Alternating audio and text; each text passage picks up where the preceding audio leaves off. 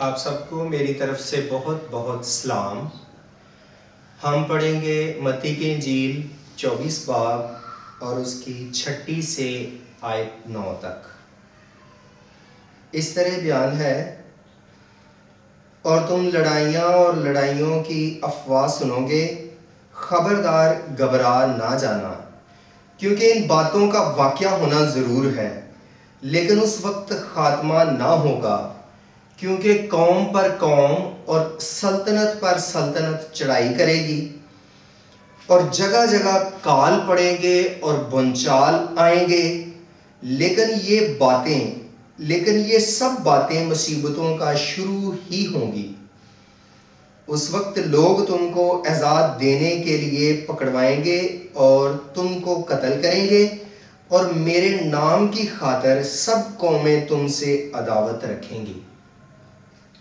یہاں پر واضح بتایا گیا ہے، یسوع ہمیں پہلے سے ہی آگاہ کر رہا ہے کہ لوگ تم کو عذاب دکھ دینے کے لیے پکڑوائیں گے، قتل کریں گے، اور سب قومیں میرے نام کی خاطر تم سے عداوت رکھیں گی۔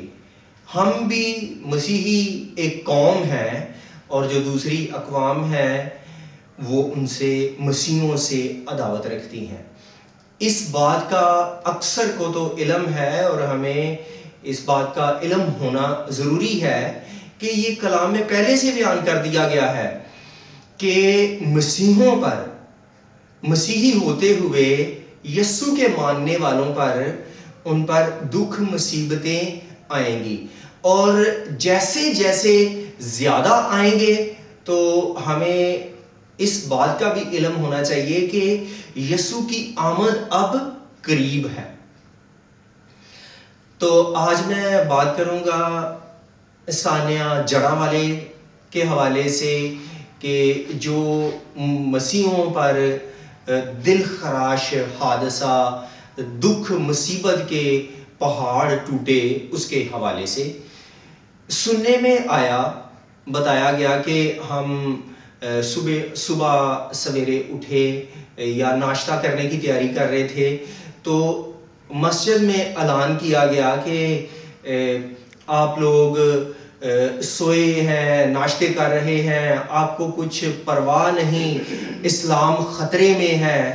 تو مسیحوں نے پتہ نہیں کیا کیا کچھ کیا ہے، اور جب یہ اعلان سنا جڑاں والے کے مسیحوں نے، تو وہ بس جوتی دوپٹہ لیا اور جوتی کپڑا پہنا، بس 3 کپڑوں میں کہہ لیں کہ وہ گھر سے باہر چلے گئے۔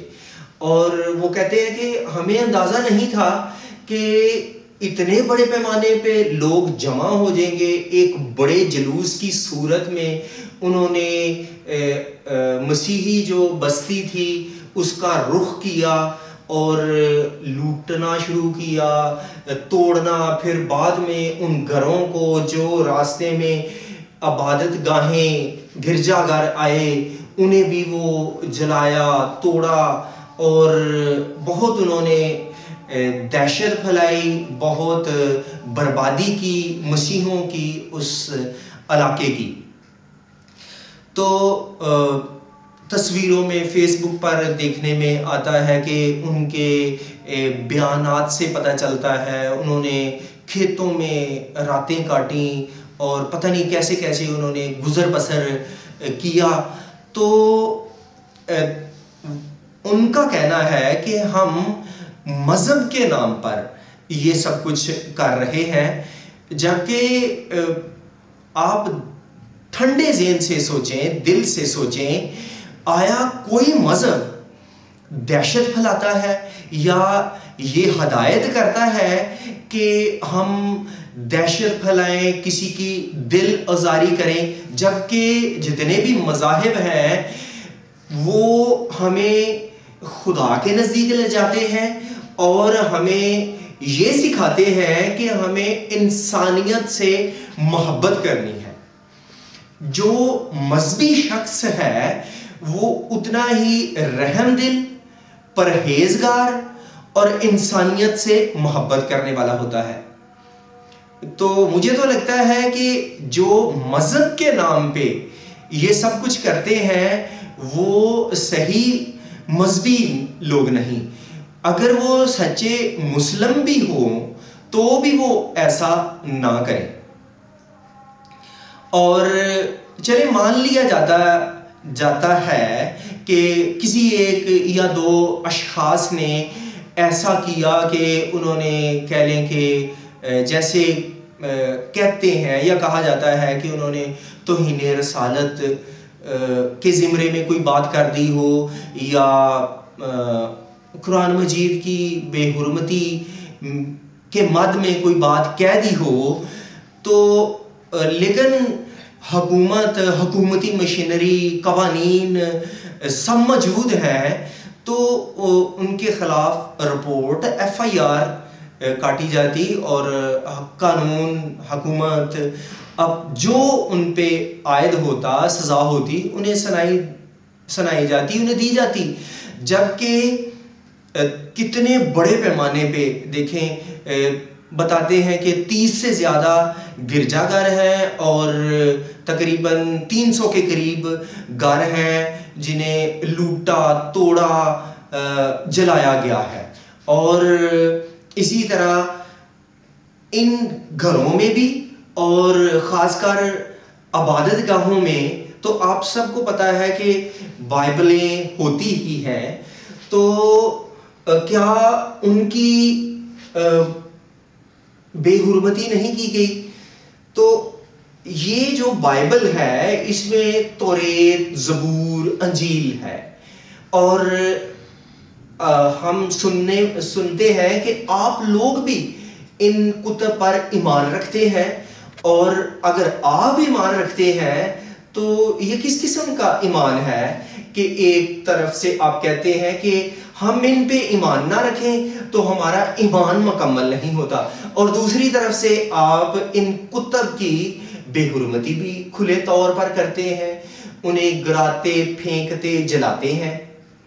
اور یہ تو جو اب قانون بن گیا ہے جسے کہتے ہیں کہ 295C اس طرح کر کے، تو یہ کہ جو اس مد میں ہے کہ اگر کوئی توہین رسالت یا قرآن مجید کی کوئی بے حرمتی کرتا ہے تو اسے اس قدر سزا دی جائے کہ وہ واجب القتل ہے.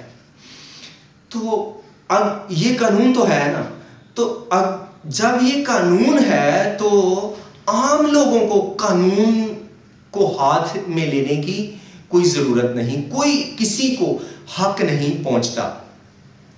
پھر یہ جو بات کر رہا ہوں، جب مسیحوں کو پتا ہے کہ یہ قانون ہے تو کوئی مسیحی بیوقوف ہے یا اس کا ذہن کام نہیں کرتا یا وہ اتنی لاپرواہی کرے گا کہ ہمارے سر پہ یہ ایک تلوار لٹک رہی ہے تو میں ایسی اتنی بڑی بات کر دوں.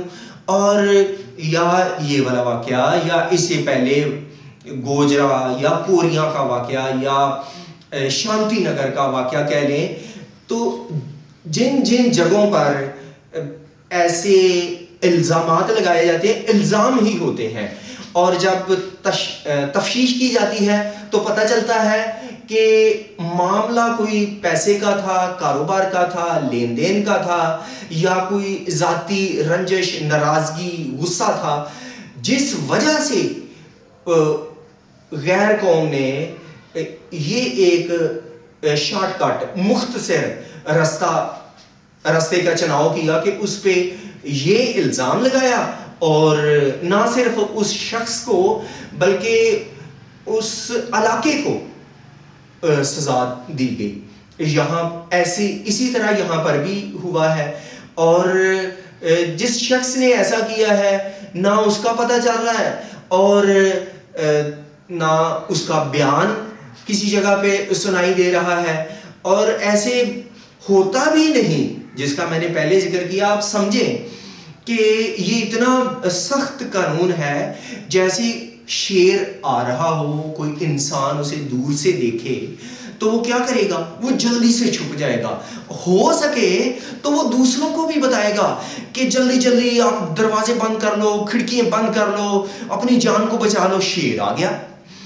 یہ تو ایسے ہے کہ یہ اتنا سخت قانون ہے، کوئی کیسے اس کی بے حرمتی کر سکتا ہے، کیسے اس کی اس حکم کو توڑ سکتا ہے، اس حکم کی نافرمانی کر سکتا ہے، کیونکہ اسے پتا ہے اس کا انجام بہت سخت ہوگا. ہم اقلیت ہیں، ہم تھوڑے ہیں، ہم کمزور ہیں، ہم مقابلہ نہیں کر سکتے، ہم کیا کریں گے؟ تو ایسے تو نہ کوئی آج تک یہ ثابت کر سکا ہے کسی مسیحی نے ایسا گنونا جرم کیا ہے، اور نہ ہم اتنی جرت ہی رکھتے ہیں کہ ہم کوئی ایسا قدم اٹھائیں. لیکن جو حادثہ ہو گزرا ہے، اگر ہم اس پہ دیکھیں، سوچیں، تو کس قدر دکھ ہوتا ہے کہ ہم لوگ اس ملک میں چھوٹے نچلے درجے پہ کام کرتے ہیں، کہہ لیں کہ بڑے لوگوں کے، افسران کے نوکر، خادم، خدمت گزاروں کی طرح زندگی بسر کرتے ہیں. اور جو خدمت گزار ہیں، نوکر ہیں، آپ کو صاحب کر کے پکارتے ہیں، اور جب جی چاہے ان پہ اتنا بڑا الزام لگا کے انہیں بے گھر کر دیا جائے. ان کی جو عمر بھر کی جمع پونجی ہے، گھر بنایا ہے، کیا کہہ لیں کہ ذرا ذرا کر کے، تھوڑا تھوڑا بچا کر، تو ایک ہی دم میں، ایک ہی دن میں ان کا اجڑ جائے، لٹ جائے، ان پہ کیا گزرتی ہے. تو یہ کہ اگر اسی طرح کے، جیسے میں نے پہلے بتایا کہ مختلف جگہوں پر پہلے بھی ایسے ہوا ہے، اگر اس کی روک تھام نہ کی جائے، کیونکہ قانون تو موجود ہے، اور روک تھام یہ کہ جن جن لوگوں نے یہ الزام لگایا، اور اگر انہیں گرفتار نہ کیا جائے، کیونکہ وہ بھی تو الزام ہی لگا رہے ہیں، وہ بھی تو جھوٹ ہی بول رہے ہیں، کیونکہ اگر یہ ثابت نہ ہو کہ کسی شخص نے توہین کی ہے، گستاخی کی ہے، یہ ثابت نہ ہو تو گستاخی کون کر رہا ہے؟ گستاخی اپنے لوگ کر رہے ہیں، پھر انہیں سزا دی جانی چاہیے. اور جن لوگوں کا نقصان کیا ہے، یا خاص جو افراد ہیں جنہیں نشانہ بنا کر کیا گیا ہے، کیا ان کی ذات، شخصیت کو مجروح نہیں کیا؟ کس حد تک، کتنا زیادہ مجروح کیا ہے، کتنا زیادہ دکھ پہنچایا ہے، اس کا بھی تو ازالہ ہونا چاہیے، اس کا بھی تو انہیں جرمانہ ادا کرنا چاہیے. تو یہ ہے ہمارے ملک کی صورتحال، یہ ہے ہمارے ملک میں اقلیتوں کے ساتھ برتاؤ. دیکھیں، جب قیام پاکستان وجود میں آیا، اس سے پہلے یہاں پر ہم سب لوگ جانتے ہیں کہ برٹش جو انگریز تھے وہ حکومت کرتے تھے، اور اس سے پہلے اور اس سے پہلے مغلیہ سلطنت، بعد میں ہندو اور سکھ، ان کا ہم عروج دیکھتے ہیں. اور اسی کے دوران ہم دیکھتے ہیں کہ انگریز ادھر آئے، اور انگریزوں کے قریب ہندو، سکھ یہ بہت قریب ہو گئے، اور جو مسلم تھے وہ اتنے قریب نہیں تھے. لیکن جو برے صغیر پاک و ہند یا متحدہ ہندوستان تھا، اس میں مسلم کو وہ حق نہیں، وہ حقوق نہیں مل رہے تھے، جس وجہ سے تحریک پاکستان شروع ہوئی. اور یہ تحریک اتنی مضبوط ہو گئی، اور جلسے، جلوس، تقریریں کرنا. اور جب انگریز حکومت نے یہ دیکھا تو انہوں نے ان کی اس درخواست کو، اس مجبوری کو سمجھا، اور انہوں نے ان کی اس بات کو مانا. اور ایک دن آیا کہ 14 اگست 1947 کو پاکستان بن گیا. آپ کو اس بات کا علم ہونا چاہیے کہ پاکستان جدوجہد لڑائی جدوجہد تو ضرور ہے لیکن لڑائی کر کے ہندوؤں سے نہیں لیا گیا. یہ انگریزوں کے تعاون سے, انگریزوں کے اعلان سے ہوا ہے اور وہ مسیحی ہیں. جب وہ یہاں پر آئے انہوں نے کیا کچھ کیا ہے, انہوں نے ریلوں کا جال بچھایا اور انہوں نے آبپاشی کا نظام ترتیب دیا, تعلیمی ادارے, چھاپے خانے, صحت ہسپتال بنائے, بہت کچھ انہوں نے متعارف کروایا. جب یہ سب کچھ کیا تو اسی لیے انہیں بادشاہ, راجا مانا سب لوگوں نے. یہاں پر جو اقوام آباد تھی انہیں خود ہی انہوں نے زور زبردستی بادشاہت حاصل نہیں کی یا راج نہیں کیا جو 100 سال تک تقریباً وہ کرتے رہے ہیں. خود یہاں کے لوگوں نے, سب اقوام نے مانا. اس کے ساتھ ساتھ انہوں نے تبلیغ کی, مسیحت کی, اور ہم جو مسیحی ہیں یہ ان کی تبلیغ کا ثمر ہے. جو آپ کو تھوڑے بہت انڈیا میں بھی پاکستان میں بھی مسیحی دکھائی دیتے ہیں, یہ ان کی تبلیغ کا نتیجہ ہے.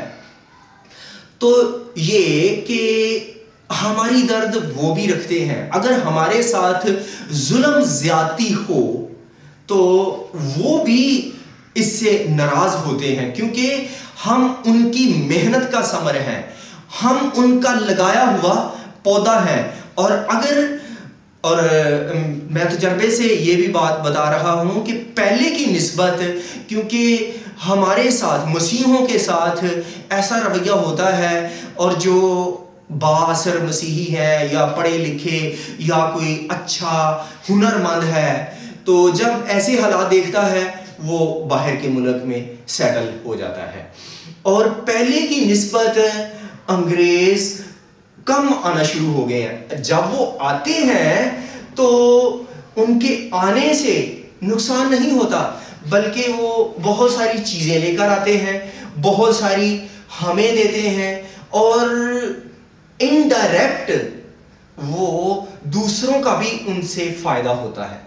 جبکہ اگر اس طرح کی غیر محفوظ جگہ قرار دی جائے اور کہ پریشانی کا سما یہاں پر دکھائی دے تو کون آئے گا؟ کوئی نہیں آئے گا. یہ میں بتا رہا ہوں کہ انگریزوں نے تعاون کیا اور پاکستان بن گیا, اور اسی طرح اب بھی لوگ, بلکہ اعلیٰ حکام جو موجودہ حکومت بھی کر رہے ہیں وہ بھی سیاسی پناہ لینے کے لیے برطانیہ جاتے ہیں. وہ مسیحی ہیں, وہ انہیں سیاسی پناہ دیتے ہیں. اپنے ملک میں وہ انسیکیور, غیر محفوظ سمجھتے ہیں, جبکہ جو مسیحی ہیں, جو ان لوگوں کی خدمت کرنے والے ہیں, وہ غیر محفوظ ہیں. یہ آپ سوچیں کہ یہ کیسا انصاف ہے کہ ہم خدمت بھی کریں اور ہمیں وہ حقوق بھی نہ دیے جائیں جن حقوق کا آئین میں ذکر کیا گیا ہے کہ سب کو مساوات, برابری, کالے گورے کو, بڑے چھوٹے کو کوئی فوقیت نہیں. ریاست کی نظر میں, حکومتی مشینری کی نظر میں سب لوگ برابر ہیں, اور سب اقوام کو جو ملک پاکستان میں آباد ہیں وہ اپنے مذہب کے مطابق آزادی کے ساتھ عبادت کر سکتے ہیں, آزادی کے ساتھ وہ رہ سکتے ہیں. جبکہ اس قدر خوف و ہراس زندگیوں میں ہو تو یہ کہاں کی آزادی ہے. تو میں بات کر رہا تھا کہ ایک وقت آیا کہ مسلم جو تھے انہوں نے سمجھا کہ ہمیں آزادی نہیں, تو انہوں نے تحریکیں چلانا شروع کر دی اور پاکستان بن گیا. اگر ہم بھی مسیحی بھی ملک پاکستان میں انسیکیور ہیں, غیر محفوظ ہیں, دہشت کا نشانہ بنایا جاتا ہے, ان کے مال متاع جان سب کچھ غیر محفوظ ہے, تو ان کے ذہن میں یہ بات نہیں آئے گی کہ چلے ہم تھوڑے ہی صحیح تو ہمیں بھی کوئی نہ کوئی ٹکڑا دے دیا جائے, ہمیں بھی کوئی الگ خطہ دے دیا جائے تاکہ ہم بھی اپنے آرام سکون کی زندگی بسر کریں. دیکھیں کیونکہ جو سکھ برادری تھی, سکھ قوم بلکہ, تو وہ پنجاب پورا انہی کا تھا. کہہ لیں کہ جیلم سے گجرانوالہ, لاہور, شیخوپورہ اور اس سے بھی آگے تک, اور فیصل آباد والی طرف, تو جو اس خطے میں آباد تھے, راج کرتے تھے, وہ سکھ تھے. اور اب کیا ہے کہ انہیں پتہ ہی نہیں تھا کہ وہ کہتے تھے کہ ہماری تو پتال جڑیں ہیں. پتال مطلب کہ زمین کی تہ تک ہماری جڑیں ہیں, ہمیں کوئی اکھاڑ نہیں سکتا. لیکن انگریزوں نے, کیونکہ قائد اعظم محمد علی جناح صاحب اور علامہ اقبال صاحب بہت قریب تھے انگریزوں کے, اور انہوں نے ان کی درخواست کو مانا اور پاکستان نے نواز دیا. تو اسی طرح اگر ہم انسیکیور ہیں تو کیا ہم مطالبہ نہیں کر سکتے؟ سکھ بھی تو کر رہے ہیں نا انڈیا میں رہتے ہوئے. وہ کہتے ہیں کہ پنجاب ہمیں دیا جائے, اور آئے دن وہ احتجاج کرتے ہیں, اور اقوام متحدہ میں بھی اس درخواست کو لے کر جاتے ہیں. تو اسی طرح کے حالات ہوں گے تو انڈیا میں بھی ہم دیکھتے ہیں کہ منی پورہ میں بہت زیادہ مسیحوں پر ظلم ڈھائے گئے, اور یہاں پر بھی ایسے ہی ہوتا ہے. تو پھر خود بخود لوگوں میں ایسی سوچ ابھرتی ہے کہ ہمیں آزادی نہیں, ہمیں کوئی نہ کوئی جو یہاں پر انڈیا پاکستان میں مسیحی آباد ہیں انہیں کوئی نہ کوئی خطہ دیا جائے. تو یہ بات تو بہت بڑی ہے, لیکن اگر اس طرح کے حالات ہوں گے تو پھر ایسے بھی حالات پیدا ہو سکتے ہیں. اور آپ کو یاد ہونا چاہیے, آپ تاریخ کو دیکھ لیں, کبھی مسیحوں نے کسی دہشت گردی میں, کسی قسم کی غداری میں کوئی نہیں ملوث ہوا. جب مسیحی اس قوم کے ساتھ, پاکستان کے ساتھ وفادار ہیں, اپنے گرجا گھروں میں باقاعدگی سے دعا کرتے ہیں, اور رومیوں کے خط میں یہ لکھا بھی ہے کہ ہمیں اپنی حکومتوں کے, اعلیٰ حکومتوں کے تابع رہنا ہے, اور کیونکہ حکومت خدا کی طرف سے ہوتی ہے, جیسے ہمارا کلام کہتا ہے ہم اسی طرح کرتے ہیں. لیکن حکومت کو بھی چاہیے کہ ہم ان کے لیے دعا کرتے ہیں, اور دعا کے وسیلے سے خدا ہمارے ملک پر, پوری قوم پر خدا مہربان ہوتا ہے. لیکن اگر آپ لوگ ہمارے جذبات کو مجروح کریں گے, ہم اپنے آپ کو غیر محفوظ سمجھیں گے, دکھ, پریشانی, بے چینی میں رہیں گے, ڈرتے رہیں گے, تو کیا ہوگا؟ پھر خدا کا برکت والا ہاتھ اس ملک سے اٹھ جائے گا.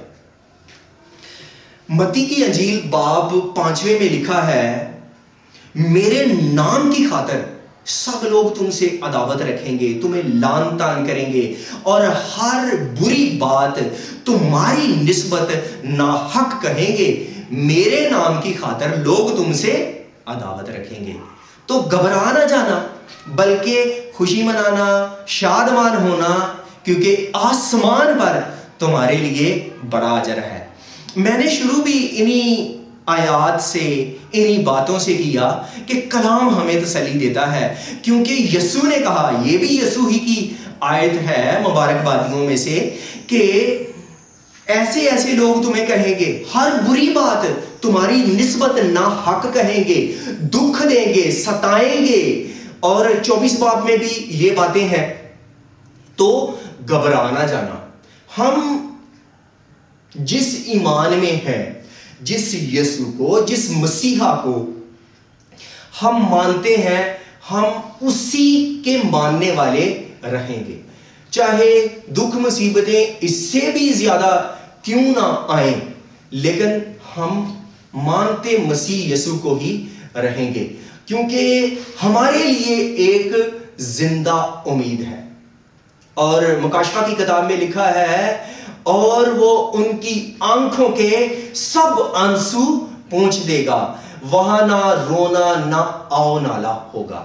ایک وقت آئے گا کہ وہاں پر کسی قسم کا دکھ، گھبراہٹ، پریشانی نہیں ہوگی۔ تو آخر میں بھی میری جو جڑامالہ کے مسیحی گرجا گھر ہے اور پادری صاحبان ہیں، ان کے لیے دعا ہے کہ خدا ان سبوں کو تسلی دے، ان کے اس بڑے کمی گھاٹے کو پورا کرے اور خدا انہیں پھر سے بحال کرے، ہمت اور حوصلہ بخش دے۔ آمین۔